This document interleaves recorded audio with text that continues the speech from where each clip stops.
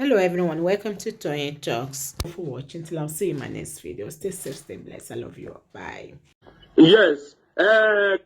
Parí olódó, èmi ní pé parí olódó ò lè sòótọ́, kò lè sòótọ́, òun ló ṣe sọ gbólóhùn yẹn jáde. Yes, ohun tí màá ní sọ nìyẹn. Parí olódó ò lè sòótọ́ nítorí pé ohun tó pa má ní lẹ́yìn ìgbé lórí láìfù yìí nìyẹn. ó ní òun olóore àwọn ní kíní, so òun ò lè sọ kankan against ẹ̀. So statement yẹn túmọ̀ sí pé even tí wọ́n bá mọ òtítọ́ mi ò ní sọ òtítọ́ torí pé olùrànlọ́wọ́ mi ni lágbájá jẹ́ tó ti yé wọ́n dẹ̀ ti rán ìyàwó ẹ̀ lọ sí outside, so báwo lẹ ṣe máa expect kó sọ òtítọ́, yóò dára fún wa. So àná ọlọ́run ní fásitì, so please for God's sake mo bẹ̀ wá lórúkọ ọlọ́run ìrànlọ́wọ́ yẹn kẹjá ṣe fún ká kúrò lórí ṣáptà ìrìn àjò yẹn. God bless you all. Mo appreciate ẹ̀yin tọ́wọ́n tí ní kẹ́ support, mo dey appreciate ẹ̀yin tẹ́ máa padà support one way or the other, so God bless you all. Thank you.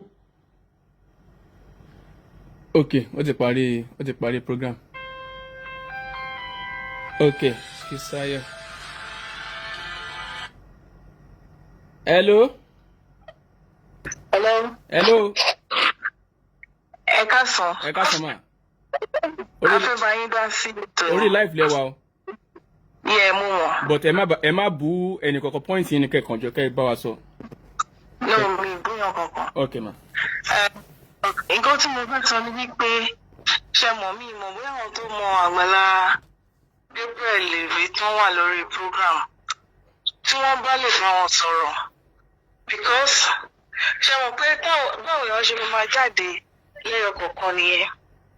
Now ẹlòmíì tún ti jáde, èèyàn kan make phone call kan lónìí which is tí mo Àgbàlá Gabriel jẹ́ ọkọ̀ tí mo mọ̀ ṣó ti ẹ̀yìn gbogbo ìgbà tó ń sọ̀rọ̀ yẹn ṣe mọ̀ èèyàn fẹ́ sọ̀rọ̀ síta pé báyìí but like today lónìí lórí ẹni tó make phone call lórí program Tọ́lání èèyàn tó ti pe àwọn tó wà ní Naija, èèyàn tó ti pe ẹ̀gbọ́n mi wọ́n ti tó di 10 láti èèyàn kan pè láti Scotland, èèyàn kan pè láti Manchester nípa pásítọ̀ kan tó dárúkọ. Pásítọ̀ Nat ọ̀rọ̀ yìí mi ká òun lórúkọ wọn tó dárúkọ. So èèyàn ṣe mọ̀ gbogbo àwọn ọ̀rọ̀ tí ò yẹ kó kọ̀rọ̀ bọ́rọ̀ yẹn ṣe máa gùn náà nìyẹn. Bẹ́ẹ̀ni. Ànígan tí àwọn ọmọ mi aláṣàdúrà dẹ̀ sọ nìyẹn pé kó jáde tó bá yẹ pé wọ́n ti ṣe tó ti apologize ni ṣe rí gbogbo ẹni tó jáde yẹn àwọn èèyàn máa pa wọ́n lẹ́nu mọ́. Bẹ́ẹ̀ni.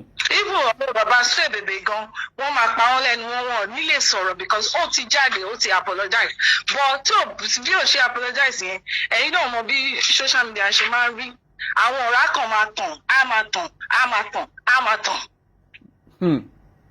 Bí wípé ọ̀rọ̀ personality yẹn story like wọ́n tún mú jáde lónìí. Ṣé tòótọ́ ni ti ẹni tó sọ yẹn ti pásítọ̀ yẹn? Yes, òótọ́ ni. Òótọ́ ni. Òun lágbára. Àwọn èèyàn mi ẹni tó ti pè wọ́n ọ̀rẹ́ ẹ̀gbọ́n mi tó wà ní Scotland tó yẹ pé kìíní àwọn tó ti pè àwọn ará ilé lónìí tó ti pè àwọn family mi they are more than 10. Really? Yes, lórí ọ̀rọ̀ ti personality lásán. Ó tún tọ́ bọ̀ yẹn nìyẹn bẹ́ẹ̀ yẹn. Ó gbọ́kọ̀ lọ kí Àgbàlá Gabriel lásán nìyẹn o. Yeah, because under Àgbàlá church personality ni Àgbàlá ń lọ tẹ́lẹ̀tẹ́lẹ̀. Ibẹ̀ ló ti ń lùlù. Okay. Gbogbo nǹkan tí wọ́n yẹn sọ lónìí gbogbo ẹ̀ pátá ni mo mọ̀ ṣó ti ẹ̀yin but ẹ mọ̀ èèyàn kan lè bọ́ síta bí ọ̀kan máa sọ ọ̀rọ̀ àwọn èèyàn ṣó ti ẹ̀yin especially àwọn tó close mọ́ yín, but tó bá ti di wípé àwọn èèyàn ọkàn máa sọ̀rọ̀ lọ kọ́ máa rò pé àwọn tó mọ̀ àwọn wọn sí lórí internet no. Wọ́n kàn máa mú ọ̀rọ̀ yẹn lọ wọ́n máa mú ọ̀rọ̀ yẹn lọ. Mo máa wo program yìí bọ̀ òun ló jẹ́ kí n pè ṣó ti ẹ̀yin àwọn tó yẹ kó jáde wọ́n máa jáde. Òun náà ni irú ẹ̀ náà ni irú tó ń ṣẹlẹ̀ yìí ẹni tó ní àwọn tó ní advice ẹ wo orú obìnrin tó ń talẹ̀ yìí irú àwọn tó ní advice nìyẹn o. Yes. Òun náà fẹ́ fúnyàn lówó èlò lówó tó fẹ́ fún bọ̀ tó fẹ́ kó wá parọ́ mọ́ra ẹ̀ èèyàn ní nǹkan tó ṣẹlẹ̀ lòun sọ. Tẹ bá polówó ọjà ẹ má dá sí ọ̀rọ̀ nǹkan tó ń ṣẹlẹ̀ lórí Facebook ẹ kàn polówó ọjà yín kẹ́ lọ ni. ó ti da business papọ̀ wà nù bá àwọn ọkọ tó wà lábúròdì tó mọ nǹkan tó ń ṣẹlẹ̀ ṣẹ́ni tó wà lábúròdì tí ò mọ nǹkan tó ń ṣẹlẹ̀ sí ọ̀ Nàìjíríà ṣé àwọn yẹn máa kọ̀ wò pé ó yá kọ́ lọ mú lọ sẹ́wọ̀n kọ́ mú lọ sí kinní ẹ̀dẹ̀ fẹ́ kí olóòótọ́ bóyá òótọ́ ni máa yẹn ẹ fẹ́ kó lọ jìyà arọ́ onítorí ojóbìnrin àwọn bí àwọn ọlọ́pàá kan máa gbọ́ máa ní pé kó gbé lọ sí kóòtù kinní kan ṣé. ìyẹn ni wọ́n kọ́ àwọn ọ̀rọ̀ tí ò yẹ kó jáde ẹ lọ gbọ́ fóun kan tí wọ́n yẹn mèkì òun lẹ́gbọ́n mi ṣe pè mí lónìí pé ń gbọ́ kí lóyún kinní kan kọ̀ọ̀kan bẹ́ẹ̀. ọ̀dọ̀ Tọ́lá ní àbí. láti lé tó ń pè wọ́n láti bíbá ìlú lọ sí Naija pé ẹgbọ́n kí ló ń ṣẹlẹ̀ nípa Personat kìnnìkan pé wọ́n ń drag Personat pẹ̀lú Àgbàlá. ọdún já síbò mí nìyẹn o. so tó máa ní tíyàn bá ṣẹ̀ tó máa ní kẹ́ ẹ bẹ̀bẹ̀ kì í ṣe wípé kínní bí ò ṣe pé kọ́ máa gbé gbogbo sórí yín ọdún 20 years ago kì í ṣe fáwọn èèyàn ò mọ̀ ó dé ibi irú èmi tí mo mọ̀ nípa wọn ní kí wọ́n bọ́ síta kí n máa sọ ṣé you understand pé mi ò lè sọ. bọ̀ tí mi bá lé mi ò lè sọ ṣẹ́lò mi ò lè sọ ni. ẹlòmíà sọ lóòótọ́ òtítọ́ ni. ẹlòmíà sọ. bẹ́ẹ̀ni. nǹkan tí wọ́n yẹn sọ pátá lónìí kò sí ìtì wọn. àwọn tó dẹ̀ mọ̀ tó wà káàkiri ẹlòmíì tó wà ní kíní wọ́n láyé pẹ̀ gbọ́n mi nípa ẹgbẹ́ kí ló ṣẹlẹ̀. that means Pastor Nat àbí kílẹ̀ porúkọ wọn sí àwọn náà ti forí kó jápìn. ẹ̀yẹ lọ gbọ́ tẹ́lá ẹ lọ gbọ́ gbogbo wọn ti gé kíní fọ́nkọ̀ yẹn wọ́n ti gé kélekèlé. Pastor Nat ò nílé dòbò nìyẹn oko máa rọmọ wọn dì. so ṣe mọ̀ kí dúró tí wọ́n ti bẹ̀bẹ̀ ọ̀rọ̀ yẹn ti lọ bí ọ̀sẹ̀ méjì tó ti jáde ṣebí ẹni tó jáde tó sọ̀rọ̀ pé wọ́n ti àwọn mọ́lẹ̀ àbí nǹkan tó tún lu àwọn ẹni ò ní jáde tó bá tẹ̀ jáde àwọn èèyàn máa pa wọ́n lẹ́nu mọ́ pé no báyìí ti jáde. àti òkú ti tọ́nà àwòkó ti tọ́nà tó tọ́ ni. sọ gbogbo àwọn èèyàn tó kàn gbogbo àṣírí tó yẹ kó máa jáde ìyẹn kò ṣe wípé kíní gbogbo ọ̀rọ̀ yín tó yẹ kó jáde ó kàn máa jáde. bẹ́ẹ̀ni òun náà máa gbọ́n sìn ó ṣeéṣe pé kọ́ máa rí ọ̀rọ̀ yẹn gbọ́ lọ́dọ̀ wọn kìíní irú ìtẹ́yìn náà pé sí àwọn kan tún lè join yẹn o wọ́n tún lè gé pé kọ́ àtàṣe mọ́. ló yẹ kí wọ́n ṣe gbogbo ọ̀wọ́n yẹn ò lè ṣe yẹn jàre ẹ wo mí tí ẹ máa fẹ́ kọ́ wọn yẹn tí ẹ máa dárúkọ àwọn. bí social media ṣe ń lọ. àwọn tó yẹ pé wọ́n máa jẹ́ kí inú ilé tí wọ́n máa tòrò á máa balẹ̀ mi ò fẹ́ gbọ́ wọn yìí ká máa dárúkọ wọn yẹn bí irú bẹ́ẹ̀ ṣe wà ń bí bẹ́ẹ̀ ṣe ń sọ̀rọ̀ yìí ọ̀rọ̀ yín important ju ẹlòmíì lọ́gán mi máa ń yárí ọ̀hún kí n róòtọ́ ọ̀rọ̀ kí n rọ̀ pé kí n wo nǹkan pé nǹkan tí bá ní tí máa jẹ òjẹ́ kí n gbọ́n yẹn mi ò fẹ́ mi ṣó ti yé yín mà.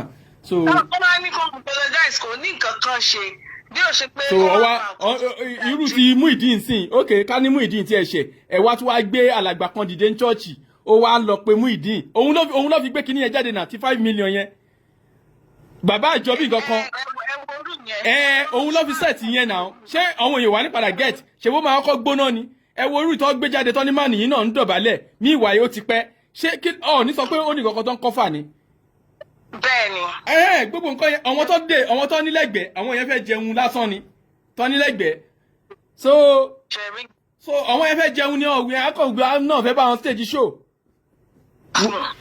àwọn èèyàn ń wá sórí social media àwọn ń ṣe kínní wọ́n lọ lọ́wọ́ wọn lóòótọ́ o lè no help Muyideen ṣe irú ti màní yìí náà manu yìí sọ pé proof wà ó fi kíní yẹn wọ̀n gbogbo bó ṣe wà ní church bó ṣe ń ṣe sáfìsì tó ń ṣe sáfìsì ní church gbogbo ẹ̀ ló fi wọ̀n ìwọ obìnrin ìdùnnú property òun sọ wípé kò ń ṣe pastor ìwé tó fi sáìn fún dà ìyẹn lẹ̀ ń wá kiri ṣe ti ṣe náà ti.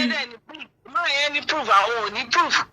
máa yẹn ní proof gbogbo nǹkan ṣe ohun táwọn àgbà fi sọ wípé ẹni tó ṣu ló gbàgbé ẹni tó kò gbàgbé because máa yẹn lọ́nà lọ́mà treat ìwọ ìdùnnú yìí ó ní ó bà ọjà ẹ jẹ́ kò sí proof tó ti bọjà ẹ jẹ́ máa yẹn ti sọ lẹ́ni ó ti sọ clear lẹ́ni torí kíní yẹn dùn ló fi sọ ó ní kó lọ mú proof tóun ti pè tóun ti bọjà ẹ jẹ́ tóun ti ṣépè fún pé kó mu wá ó ní kó sọ kọ́dẹ̀ wàá mú proof tóun ti mu gbó tóun ti mu ọtí àti tóun ti ya wèrè pé kó mu jáde ẹni mánì yìí ẹni kò sí nǹkan kan tó ṣe mánì yìí gbé evidence wípé òun ní tuberculosis àbí kí ló ń pè òun ní so ó gbé jáde so gbogbo nǹkan tẹ̀ ń sọ dáàmì sí irọ́ ni.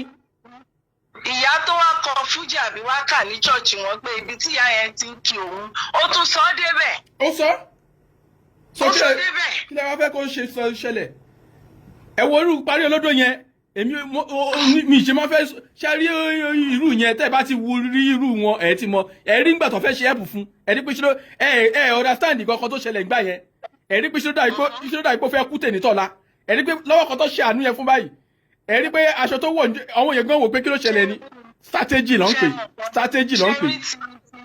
ti parí olódò yẹn wọ́n stage ẹ̀. stage ni. ṣé rí ẹ̀mọ̀ kọ̀ọ̀kan ẹ lọ́ máa ń bí. àwọn lọ sí di pásítọ̀ yìí. ok àwọn tó ń gbé wá kẹ tó set camera sí wọn lójú ẹ mọ̀ bó ṣe pé kínní náà ẹ ti sọ bọ́n ṣe máa rìn ẹ ti sọ bọ́n ṣe máa ṣe ẹ mọ orú nǹkan bẹ́ẹ̀ woman kan wà tó yẹ pé woman kúkúrú kan báyìí woman yẹn ó ti dá wàhálà lẹ̀ bíi church bíi 3 tó kọ́kọ́ lọ síbì kan tó lọ lọ́wọ́ ọwọ́ òun rọ ọwọ́ òun tọ̀nù padà ọwọ́ òun ṣe kinní kan ọwọ́ òun ṣe kinní kan. gbogbo ẹ̀ náà la máa ń rí lórí kinní gbogbo ẹ̀ la máa ń rí lórí kan nìyí tẹ́lẹ̀mí ní chọ́ọ̀chì tẹ́lẹ̀mí ní apẹ́lòmí rọ ẹ̀yìn kinní kan tó máa ní òun nẹ́mi kinní kan nínú tí ní ìwà gbogbo ẹ̀yin pásítọ̀ yìí ẹ máa ń sògbàdì mọ́ọ̀dì ìtì bẹ̀rẹ̀ sí jágbọ́n gbogbo yín lọ́sì máa bẹ̀rẹ̀ sí já gbogbo yín yìí kan ló ń sọ wípé babaláwo kan ló ń ṣiṣẹ́ fún wọn yìí 10 ẹ máa lọ gbaṣẹ́ lóru àdọ̀sán ẹ máa bú wọn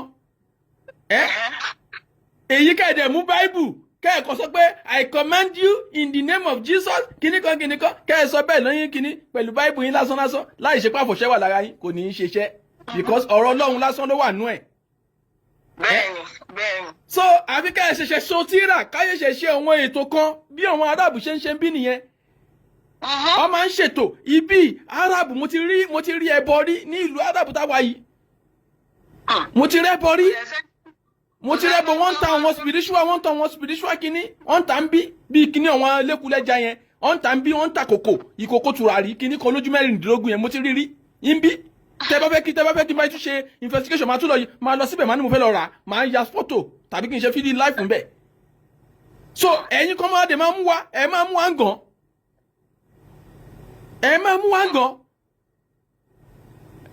ẹ̀yin pásítọ̀ ẹ̀ẹ̀kan máa ní olúwa pè mí Olúwa ti pè mí náà lórí ìkànnì yìí.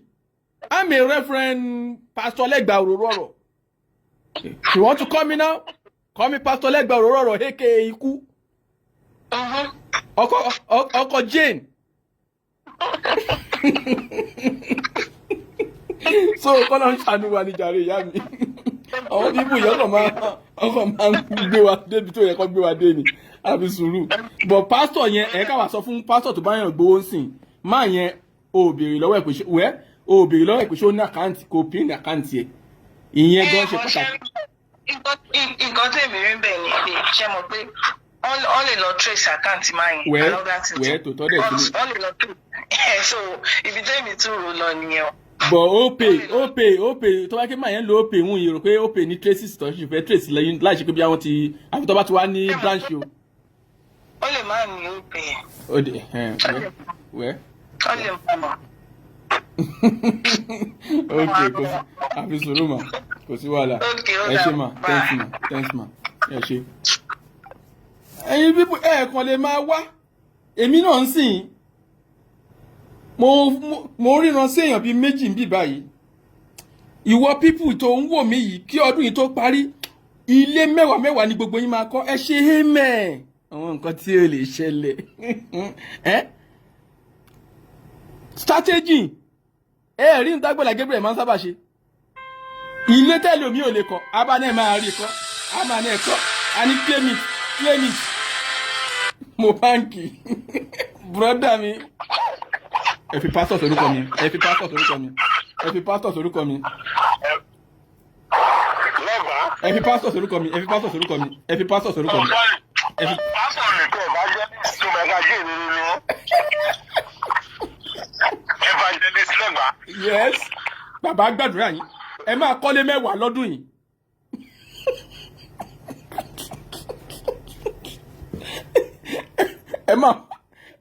ẹ máa kọ́lé 40 lọ́dún yìí.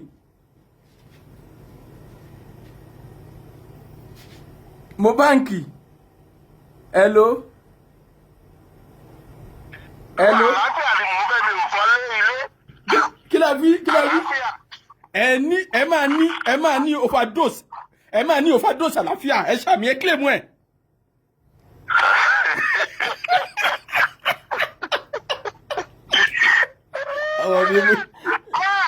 Ọlọ́run ti pè mí bí mo ṣe ń ṣe ṣó yẹn bí mo ṣe rí ẹnjẹ Kamaru àti ẹnjẹ Síkírù bó ṣe gúnlẹ̀ sí ọ̀dọ̀ mi nìyẹn pé jẹ́ ìmọ̀mí jíyò ó wà lẹ́gbẹ̀ẹ́ mi ń gbà yẹn à ń gbé kámẹ́rà lọ́wọ́ torí bá ṣe ń ṣe láìfù yẹn mo gbé kámẹ́rà sẹ́gbẹ̀ẹ́ bẹ́ẹ̀ ni ẹnjẹ bó ṣe dé sẹ́gbẹ̀ẹ́ nìyẹn. káfí kọ́ èmi àti jane lájọ wa. ìwà àti káfí lọ́lọ́run pé o tún fẹ́ sọ̀rọ̀ ẹ di pásítọ̀ kírọ̀pì tọ́sí ẹ̀ wọ́n ló léyàwó ẹ̀ lọ ó tún mú jẹ́rí pé ọ̀rọ̀ Àgbàlá Gabriel tuntun jẹ́ kí ọ̀rọ̀ mi tuntun wọlé ọ̀rọ̀ another pastor tuntun wọlé. ẹni tí ò wá gbọ́ tá à ń gbàdúrà sí gbogbo àwọn owó rádaràda kí wọ́n dáhùn kiri wọn kó stop ọ̀rọ̀ àwọn káàtó dáhùn ibi tó fẹ́rẹ̀ sí ìyá o kò sí báwo yẹn ṣe jáde tó tá à ń ṣe awareness gbogbo àwọn nọ́tìtì sí i. That man's to call Àgbàlá Gabriel's fans will still remain. People who will hate him, they will still hate him. Yes. Bí bàbá tó ṣẹ̀ṣẹ̀ jáde báyìí sí báyìí, tábà máa fi dàárọ̀ la, bàbá yìí ti lè rí 3 million. Bẹ́ẹ̀ni, ohun tó bá kólẹ̀ ló kólẹ̀. Nǹkan tó bá kólẹ̀ ló kólẹ̀. All I know is that kò sí bí a ṣe sọ pé òkè o bí kíní ṣe ń lọ ẹ báyìí sí báyìí ẹ jẹ́ káwọn èèyàn máa jáde nǹkan tó bá wà ní ìkọ̀kọ̀ ẹgbẹ́ sọ máa kàn wá bẹ̀bẹ̀ ká ní kó ti bẹ̀bẹ̀ ni ká ló lè stop anybody kó má sọ lórí Facebook kò sí náà. mo bá ṣe ẹ mọ̀ gbà tí màá yẹn ń play ohun kí ló kọ ohun máa yẹn tó náà ń ṣe bí ohun ta lé yẹn. sórí wúmà yẹn fún ara ẹ ló kọ̀ sí rádaràdà máa yẹn òṣòwò sí lọ́wọ́ àbí báyọ̀ kì í ṣe family yìí náà. kò ṣe family ẹ. wọ́n ní Sunday school teacher ni. máyẹ̀ tó máyẹ̀ gan ṣe Sunday school ó fi kíní ẹ̀wọ̀n náà gbogbo proof ló fi ó fi proof bó ṣe wà ní church tó ṣe ń preach wọn lórí life yẹn náà. ó lè proof it's just like so one thing is that anybody can preach in church. But Thomas sọ fún ẹ pé ask that man tó ṣe written agreement wà láàárín òun àtàgbàrá gbé tó kéwọn you are my pastor you are being ordained àdàrú lé lórí o bla bla bla o wọn wọ kíní white kíní kan báwọn pásọ máa wọ ọtẹ lọ́rùn oye báyìí ni wàá máa gbà lóṣù ó wà mọ̀ náà. máa yẹn sọ wípé òun Àgbàlá Gabriel ń pé wọ́n jọ mọ̀ gbé ifù gan ó sọ wípé pásítọ̀ òun pé pásítọ̀ wọn ní Ìkòròdú branch lòun. One thing is that show evidence pé wọ́n kọ́ pé òkè o Mr. So is our pastor. bó bá ti ní ó ti tán ìgbà ló lè máa hágìrì òṣèlú wa sọ fún ìdí ìjọ tí mo dì í jáde tó sọ̀sọ̀ kú sọ we are saying fact and figures tó bá ti wà lọ́wọ́ ìgbà yẹn ìgbà tí court máa ń wò nìyẹn evidence náà ń wò. òun ni máa ń ṣe sọ wípé tó bá fẹ́ gbé òun lọ sí court kọ́ gbé òun lọ sí court n pé because n tó sọ ń pàtó òun náà ó máa proof ẹ̀.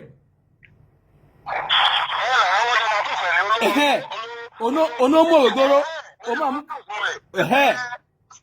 ṣó ti yé.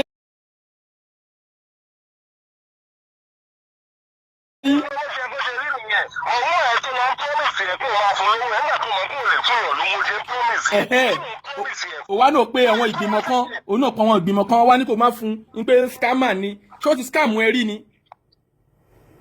Shina Rambo kó tó wá dá ṣọ́ọ̀ṣì sílẹ̀ àgbọ́ ìtú tó bàbá pa náà ó dẹ̀ ti di èèyàn Ọlọ́run so kí lẹ wá ń pelé ìdólè fún ó ti jalè rí máàní yóò fi bò ó sọ pé ó wà ní káàkiri òun ti ṣe báyìí rí òun dẹ̀ ti fayé òun fọ́lọ́run so ẹ wá fẹ́ máa lo kí ni against ẹ̀. Ọlọ́run ti yí padà. máa yẹn náà fún ara ẹ̀ náà nígbà tó lé ṣọ́ọ̀ṣì kan tó lọ ń pin owó tó jẹ́ pé remaining 10,000 tó wà lọ́ọ̀ ìlú lọ ń pa. alákòótá ṣe sọ pé awareness people need an awareness yes, I'm telling you. òun náà ní kẹ́ rí ọ̀rọ̀ pásítọ̀ ìhun tó ṣẹlẹ̀ náà ni wípé ibẹ̀ yẹn ibi tẹ̀mí ti máa bá dá lẹ́bi lélẹ́yìí pé ibẹ̀ yẹn òun náà ṣe gambu ni mo tá ṣe sọ pé gambu ni because tó o bá ti dalẹ̀ domi sílẹ̀ gambu níbẹ̀ yẹn. ṣé o ti.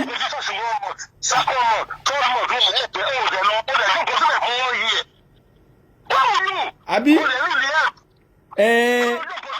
ṣé ẹ mọ̀ wípé tẹ́ ẹ bá ọlọ́run ó dìgbà tá a bá tún rí wípé tẹ́lómi bá tún jáde tẹ́ ẹ bá dìwé bí ọ̀rọ̀ Àgbàlá Gabriel ṣe ń lọ yìí is like bíi pé wẹ́ẹ́ ọ̀dà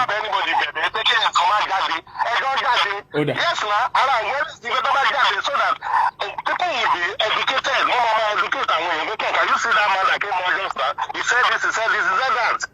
Nígbà wọn ká máa dáwọ́ kiri ládàradà online wọn. Family wa nídìí owó.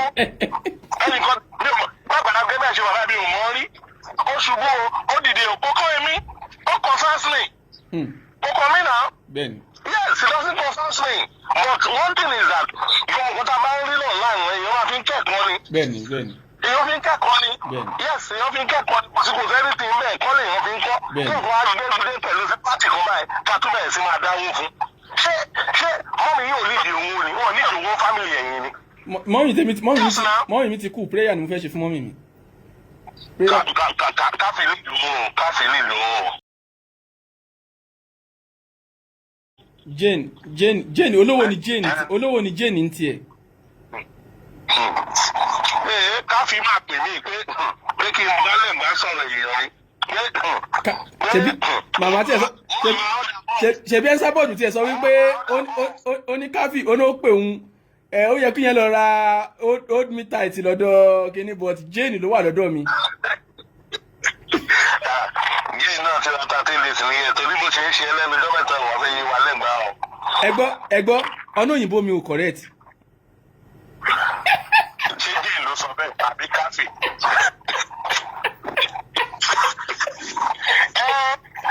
Ṣé ẹ̀sà bíngò ní dáhùn pẹ̀lú fún evangelist tọ́pẹ́ àbí pásítọ̀? Torí ìṣòro bí pásítọ̀ yẹn gan ṣe ń lọgun ẹnsábọ̀dù gan yà mí lẹ́nu kí ni tó ń ṣẹlẹ̀ ṣẹjọ́ ń ṣiṣẹ́ ni àbí ẹnsábọ̀dù ta ti kó dìbò rí ẹ̀. Ó yẹ kí bó ṣe ń lọ lórí ìkànnì máa yí ẹ̀ tó bá ti rí pé ọwọ́ ti ń wọ ọwọ́ mẹ́wàá tí wọ́n táwọn ti ráhùn lè. Èwo ni ẹ bá mi pín kìíní ìkódọ́dọ̀ ẹnsábọ̀dù bíi báwo ṣé ẹnsábọ̀dù ṣì wà ní ayé ni.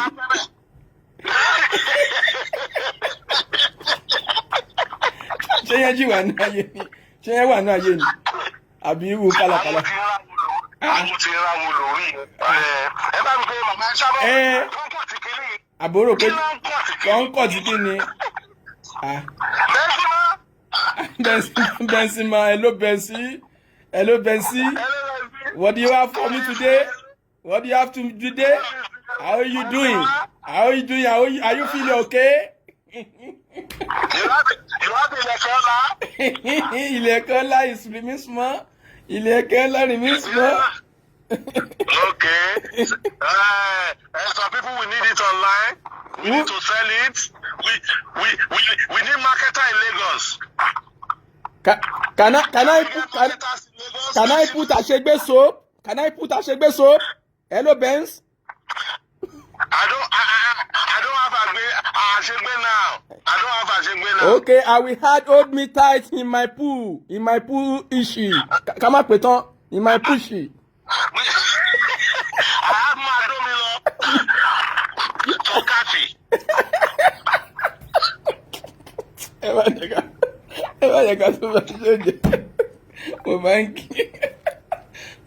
kí ọlọ́gàdì náà kọ́lá kan náà àjíhún ọ̀rọ̀ wọn pípù yìí ó máa ń pààyàn lẹ́rìn ìjà yìí ń gbà mí ọ̀rọ̀ wọn pípù yìí máa ń pààyàn lẹ́rìn ọ̀rọ̀ wọn pípù yìí máa ń pààyàn lẹ́rìn ẹ̀ka pọ̀ wọn tó pè wá ara dẹ̀bẹ̀ ọ̀rọ̀ wọn pípù yìí máa ń pa wá lẹ́rìn ẹni tó pè wá ń sìn a ò gbé kọ́ọ̀lù ká tó pẹ̀lú mi o ẹ̀dẹ̀ sọ gbogbo yàn di mú kinní kalẹ̀ ẹ̀dẹ̀ sọ gbogbo yàn di ká pẹ̀lú mi ta ló tún pé ó dàbí bàbá Gàdáfì bàbá ẹ káàkó dájú.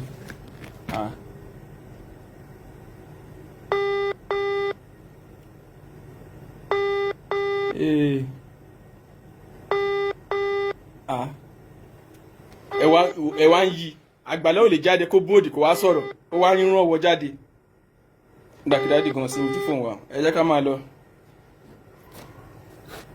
lọ so ọwọ́ rán ọwọ́ jáde pé kó wọ́n wá máa sọ̀rọ̀ ọ̀rọ̀ tó wá sọ gan ṣe ló tó wá ń kó bá ẹni tó wá bá sọ̀rọ̀ ọ̀rọ̀ tó sọ nínú conversation tó gbé jáde yẹn because o believe kó máa play conversation yẹn ìwọ kíní kan homes and property yẹn o believe kó máa play ẹ̀ ìtìjú dẹ̀ ló máa jẹ́ fún àwọn tẹ́ bá tún fẹ́ ṣe next ẹ fẹ́ kí bọ̀bọ̀ máa yẹn jáde kó wá máa sọ nǹkan tí ò ṣẹlẹ̀ so tó bá ti wá sọ̀rọ̀ yẹn o ẹ wá fún o tún lè fún ju 150 tó fẹ́ sọ yẹn lọ that means o fẹ́ sanwó nǹkan tí ò ṣe ẹ fẹ́ kó wá parọ́ mọ́ra ẹ wá fún which means tó bá wá sọ gan ẹ ní fún lówó yẹn tó bá wá sọ ẹ ní fún lówó yẹn tó bá wá sọ irú nǹkan tẹ́ ẹ ṣe pẹ̀lú Muyideen tó fi organize èèyàn kó fi pè é tí yẹn fi jábọ́ torí aṣojú yẹn ìyẹn sọ̀rọ̀ tó ń fẹnu já wáyà òun ló jẹ́ kí ìyẹn fẹ́ dàbí pé kíní lójú àwọn èèyàn ni ò fẹ́ jẹ́ káwọn èèyàn rí ọ̀rọ̀ sọ òun náà fẹ́ jáde lórí TikTok rọra máa ṣe eré ń bẹ̀ máa pa wọ́n lẹ́rìn àwọn èèyàn lè máa gift sí ẹ bọ̀ pé wọ́n fẹ́ máa ṣe jobojobo wọ́n ń tọ̀ ọ̀rọ̀ bọ̀ ẹ lẹ́nu òun pé kówó sáré ọ máa wáìnì ẹ̀ náà ta ló mọ̀ tó máa wáìnì ẹ̀ bọ̀ má ní ẹgbọ́n tó sọ ó ní tó bá jẹ́ pé torí ẹ̀ lóun ṣe máa ṣe pé kí ni kọ́ di owó wọn mú. They will have use word against yes gbogbo nǹkan tí ẹ̀yin tó ń ṣẹlẹ̀ yìí tó bá ń wo àwọn ọ̀rọ̀ yẹn lọ tó ń wò bọ̀ á rí i pé gbogbo kíní yẹn sì ń fall back sọ́dọ̀ Àgbàlá Gabriel á rí i pé ó ń fall back sí ọ̀dọ̀ Àgbàlá Gabriel. Hello. lẹ́gbọ̀n rọ̀rọ̀. Sir, dádì mi ẹ kú ọ̀lẹ́ sá o.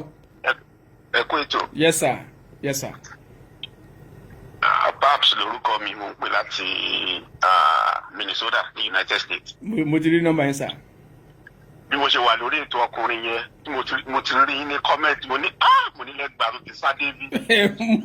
mo ń stream ẹ̀ lọ́wọ́ ń gbà yẹn gbà tó mo rí mo rí bí àṣepọ̀ tó lórí ètò yẹn mo ti rí lẹ́gbàá mo ní lẹ́gbàá tó ti débi. ní ká máa gbé yẹ̀wò ni àbí sùúrù sà. ẹ wò wọ́n fẹ́ rope máa yẹn ni. Yes. wọ́n fẹ́ rope ẹni pẹ̀lú pé kó lọ jáde wọ́n á rope ẹ̀ tán wọ́n á gba ẹsẹ̀ tí wọ́n á lo èké ẹsẹ̀. wọ́n á tún wá lo èké ẹsẹ̀. bẹ́ẹ̀ ni. wọn ò dẹ̀ ní fún lówó. ẹ wo ohun mà yẹn ó sọ wípé kọ́ má gbé wá síta má yẹn ní ṣé ká gbọ́rọ̀ ìwá síta ó ní kọ́ má gbé wá síta which means tẹ́ bá ṣe tán àwa tún sọ even gan àfàìmọ̀ máa tó ń ṣe ètò yẹn gan wọ́n máa da ọ̀rọ̀ yẹn padà lé lórí ni. báwọn kí ni wọ́n ṣe ń ṣe gbogbo kí ni wọ́n bíi court nìyẹn wàá ká ẹ̀. ilé ayé yìí ó burú gan. kò sófin ní Nàìjíríà wọn lẹ́sìn àfi. woman yẹn ti ń ba business ara ẹ̀ jẹ́ ó ti ń jẹ́ kó mọ bí business òun ṣe rí irú tó ń involve ara ẹ̀ mọ́ yìí. ṣé mi dẹ̀ lè kúrò ibà kí n lọ kó wúra lẹ̀ ń bẹ̀ yẹn lọ́dọ̀ ẹ̀. ẹ wo bó ṣe ń drag èèyàn ọ̀rọ̀ tí ò kàn ẹ́ lọ́wọ́ tí ò kàn ẹ́ lẹ́sẹ̀ ẹ wo bó ṣe ń drag tó ṣàfẹ́ ó fẹ́ múyàn balẹ̀. ẹ wo àtijọ́ tí àwọn tó ń talẹ̀ lọ́dọ̀ ìyá bí báwọn yẹn ṣe ń sọ̀rọ̀ ǹjẹ́kùn yẹn tó wá ìtòdì. kò wá náà kò wá ìbùbọn bí ẹ̀ ń sábọ̀dù ṣe drag PSO nǹkan tó kò sọ nǹkan ìgbésí ẹ̀ ó tún gbọ́ advert fún. ìwọ wá ní ọwọ́ sínú kinní yìí tó bá gbé obìnrin tá a bá gbé hánu èmi kẹ irun máa fẹ́ jórí ẹ̀ tiruntirun. Unfortunately gbogbo wa ti morúkọ ẹ̀ báyìí. Ọlọ́run.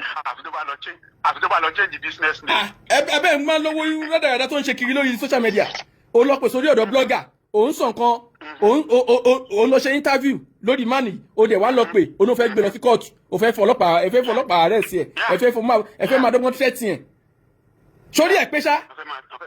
ẹ fẹ́ máa threaten ẹ̀. ìtùnú àbíkẹ́ are you okay are you alright. tẹ́bá dẹ̀ lè sèṣin máa yẹn ló ń béèrè lọ́wọ́ gbogbo àwọn pastors tó ń ṣiṣẹ́ ní pẹ̀lú Àgbàlá Gabriel. Ǹjẹ́ nìkan kan wà ní oyin tí wọ́n fún ní lẹ́tà wọn ní kò sẹ́ni tó gba lẹ́tà nú àwọn. So báwo ti tẹ̀ sí máa special. ẹnu ló fi appoint gbogbo wọn. ní contract dẹ̀ ní under law there is parole contract wà. Kò sí gbogbo contract ni wọ́n ń kọ sílẹ̀. Tí lábẹ́ òfin tí n bá ń pera mi ní tí o bá ń pè mí ní nǹkan tèmi náà dẹ̀ ń pera mi ní nǹkan yẹn táwọn èèyàn dẹ̀ ń pè mí bẹ́ẹ̀ lábẹ́ òfin gbà pé nǹkan yẹn ló ń jẹ́.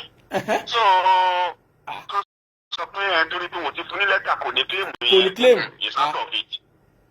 Oníjọ́ tó ń nà òun ó ní Àgbàlá sọ pé pásítọ̀ òun ni olórin kan kọrin wọ́n ní pásítọ̀ wọn ní Ìkòròdú nìyẹn. So kí wá ní ṣe Sunday school teacher kí ló ń wá débẹ̀ kan tó fi ń di Sunday school teacher yẹn ṣe lè dànù. àwọn Nigerian church ẹ máa ṣe ń lo gbogbo àwọn èèyàn ẹ ní fún wọn ní take off grant ẹ ní fún wọn ní kankan ẹnìkan lọ dájọ́ sí. Lórí bísínẹ́sì yìí náà tó bá lè máa lọ tó lè máa wá sí Ìbàdàn tó lè máa wá sí Ìkòròdú kò bá pay fún ẹ náà àbí kò bá pay fún ẹ kò dẹ̀ sí. tó bá ti dọ̀bẹ̀ tán ẹ wà lé wọn dànù. ẹ máa wo ohun tó jọ pọ̀ òun àti kí ló kọ oníkọ̀mẹ́dì alágbe tó ẹ̀ṣẹ̀ ṣàgbé fún tó bá parí ilé yìí ohun tó jọ pọ̀ àwọn pọ̀ máa tó tún wọn ká. ìyẹn kí ló kọ kí tẹ parí olódó ẹ máa tó wò ìyẹn náà bí mo ṣe ń rí máa yẹn náà ẹ rí pójú òun náà ràn sówó ó máa tó ṣẹlẹ̀ a máa tó rí kò kàn nílé wàásù lórí social media ni ẹ máa wò. ń ṣe báyìí ọmọ ṣé tán lọ kọ́lé rẹ̀ sínú kínní wọn láwọn ọmọ ní pé kò sí táwọn fòkú ẹ̀ ṣe kó máa mọ́kú ẹ̀ lọ. àbí because ó lagídí délẹ̀ so àwọn èèyàn lè àwọn èèyàn tí wọ́n máa get answer yẹn sìn ẹ wo woman yẹn ó sọ wípé ọ̀rọ̀ Suwe Bebe ó wà ńbẹ̀ ṣé àwọn ló fa ọ̀rọ̀ ni ṣé bí Àgbàlá Gabriel ló ṣe kínní ṣé bí mo tó fẹ́ pè é ni. wọ́n ní kó jáde síta kó lọ bẹ̀bẹ̀ ẹ̀yin ọmọ Nàìjíríà dáríjì ni mo ṣe. Ó wá sọ̀rọ̀ ẹ̀ di àṣẹmọ́ṣe bá wí. Ó lágbára ẹ wo Oríyọmí tó ṣe pé kínní lẹ́yìn tó sọ̀rọ̀ tẹnu gbé ó padà jáde ó padà sọ pé kó má bínú náà. Àbí so ìwọ tẹ́ ẹ bá dẹ̀ ti rí structure Àgbàlá Gabriel ẹ̀ ti mọ̀ pé kínní yìí ó ti wà lára ẹ̀ láti bẹ̀rẹ̀. Ìwọ tó ní nǹkan kan ò dámọ̀ nǹkan kan ò jẹ́ nǹkan kan. Pásítọ̀ ẹ̀yin pásítọ̀ ẹ má ríra yín ní nǹkan tó tóbi jù ọ ń ṣápákí fún yín àwọn ọmọ ìjọ ló ń ṣápákí fún ewúrẹ́ yín àwọn ọ̀nà tí wọ́n máa tẹ̀ lórí mọ́lẹ̀ ẹ̀ máa ní kẹ́lòmí máa jẹ koríko ẹ̀ ní kẹ́lòmí ìyàwó ẹlòmí ẹ̀yin lè ṣe máa bá gbàdúrà sójú abẹ́ ẹ̀ ní kọ́ mú pátá àwọn wá mi ì mọ̀ pé bíbélì gan tí ń bá ka bíbélì dáadáa mi ì mọ̀ pé bí a máa rí ibi tí bíbélì ti sọ pé kí ní kíyàwó níyàwó gan mú pátá wá kẹ́mi náà máa bless wọn lórí social media. ẹ wo ìlú wa yẹn ó ti nágbára gan. ó lágbára o. bí akẹ́mi náà ti dá ṣọ́ọ̀ṣì lẹ́ kí n dá ṣọ́ọ̀ṣì lẹ́ ń bí báyìí. kí n bẹ̀rẹ̀ àwọn pásọ̀ ẹ̀ ń jayé gan gbogbo tí ọkọ ibi tọkọ ìyàwó ò lè fọwọ́ tẹ̀ lọ lára ìyàwó ẹ̀ ló máa fọwọ́ tẹ̀ a máa gbàkúnlẹ̀ ìyá ẹ̀ nígbàgbà. ẹ bá ti dájọ́ sílẹ̀ màá wá máa dáadáa mẹ́wàá mi sọ́dọ̀ yín. ẹ sọ́kọ́ lọ́hùn. ẹ dẹ̀ mama ta kandu mama ta tatin àbí kí ni wọ́n ní olójú dúdú ta yẹn tẹ̀ ń wá sọ́dọ̀ yẹn ọ̀dọ̀ mi lẹ́tí wọ́n máa rà. kò sí problem. 13 days. àwa máa ra holy water. holy water. Ọlọ́run ẹ dẹ̀ wá sọ àwọn èèyàn ìjọba ń ṣe tiẹ̀ fún wa ẹ̀yin pásítọ̀ náà tí wàá mú yàn títí ẹ̀yin pásítọ̀ gan tí wàá le ju tìjọba lọ. àwọn tí ò lọ́pọlọ náà ni lẹ́gbàá rò rọ̀rọ̀ ọdún kẹwàá tí mo ti san ìdá mẹ́wàá gbẹ̀yìn ni ìgbà tí bá ní mo san ìdá mẹ́wàá fún pásítọ̀ tí pásítọ̀ tún fi ń dóyàwó ọmọ ìjọ. ìdá mẹ́wàá táwọn àwọn fámìlì ọ̀pọ̀lọpọ̀ ló wà nù fámìlì mi tí ò tí máa lo káà níwọ̀n ni mo lọ ra káà fara àta nígbà tí ìṣe pé mo yá wèrè. ó ní agbára sà ó ní agbára. nígbà tí ìṣe pé mo yá wèrè ọjọ́ wo mo fẹ́ nìkan lówó mo ní pé ọjọ́ wo mo ti fa búrò mi irú owó ìgbẹ́yìn mo ní n fa búrò mi náà ní irú owó yìí that's how I do my thing. mo ní ká mọ̀ rí. ilé lẹ́yìn kọ́kọ́ máa ń lo ẹlòmíì fámìlì bí ń pa fámìlì rẹ̀ ẹ lọ́ máa dáwó kan fẹ́ nìkan ó lọ́ máa fún oyin ra mọ́tò who does that. Ọlọ́run ṣàánú wa. who does that. ó ní agbára.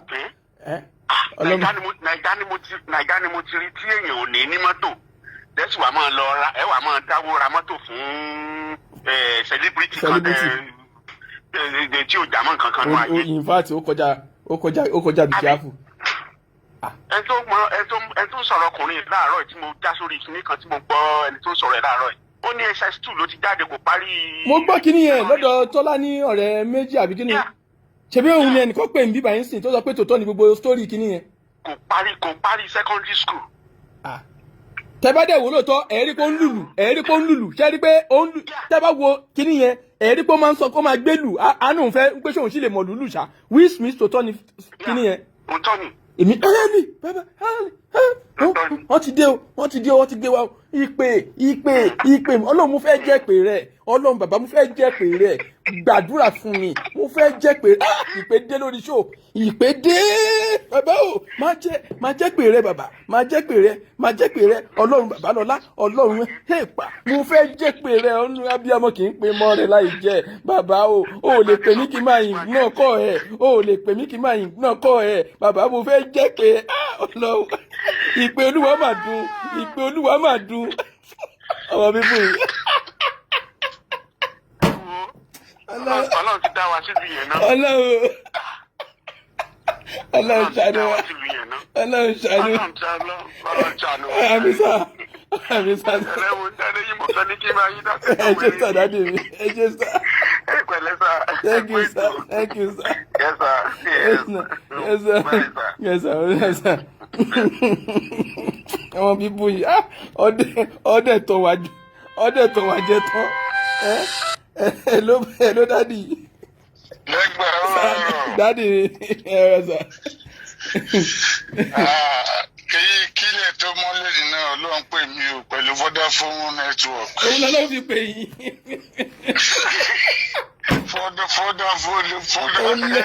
Olè nígbà tó lọ́wọ́ bá ti lè ohun tó fi lè mọ ọlọ́run tó fi lè pe onílù Àgbàlá Gabriel tàwa lè mí káfíńtà tó lọ́wọ́ lè pè ọlọ́run tó pe Jósẹ́fù. Nígbà tó lọ́wọ́ yẹ ti pè mí sí báyìí mo fẹ́ sọ̀rọ̀ mi di Archbishop Imam Olúwèrè Àpèsíọlá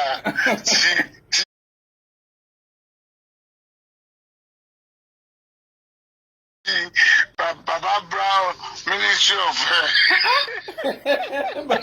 Baba Brown Ministry of Physical. So you like that way? Gbogbo àwọn pásítọ̀ yẹn ebi ló pa wọn. Ebi ló pa majority wọn. Ebi ló pa wọn. Wọ́n dẹ̀ ti fi wá wọ́n ti wá ẹ̀sẹ̀ sí ara lọ́rùn.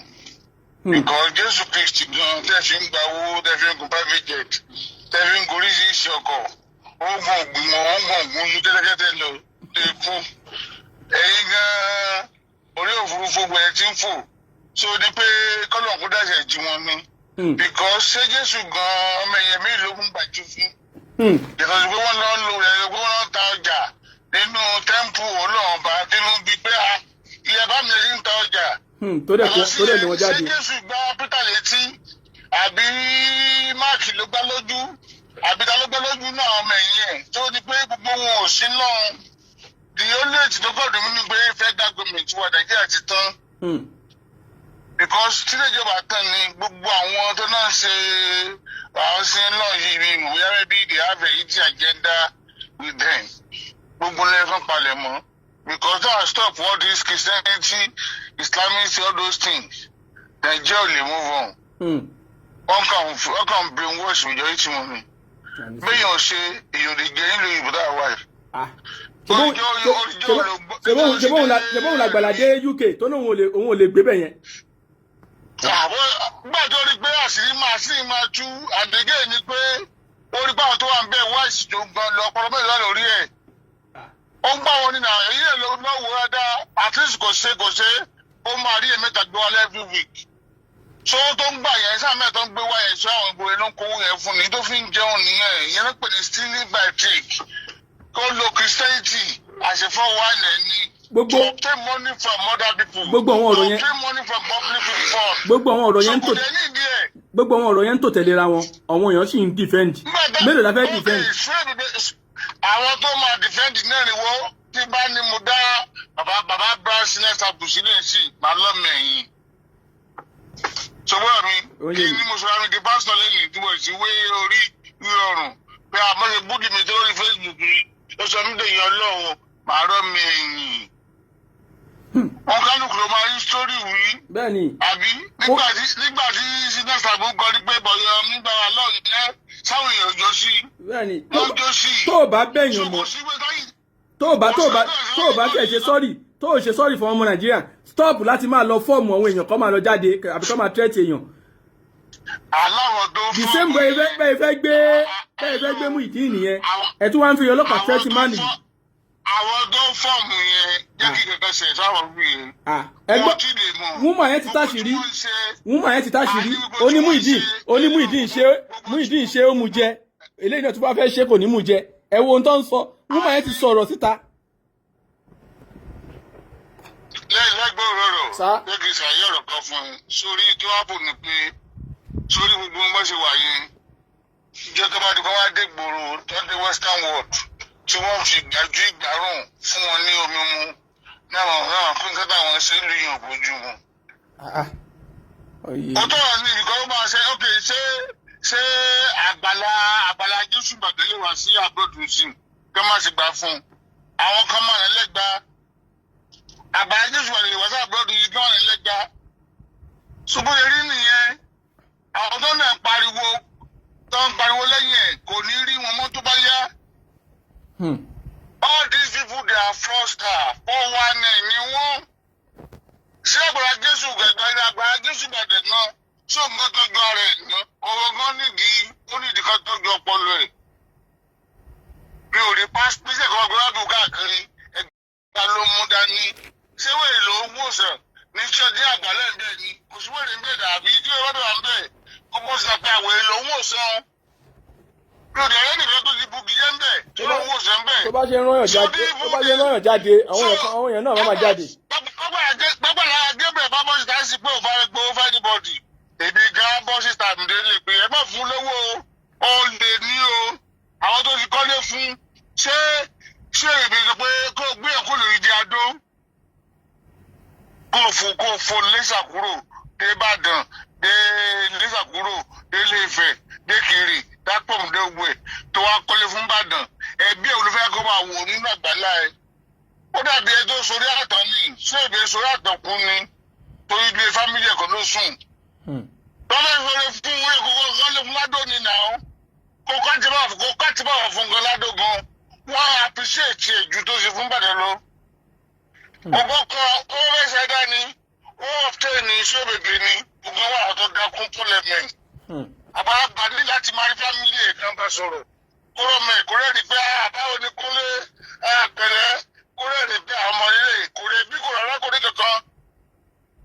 ó jẹ́ tó ń jẹ́ gan ò lè wọlé nù. láfi ní kò sóore fún wọn orí ara ẹ̀ ló ń ṣe.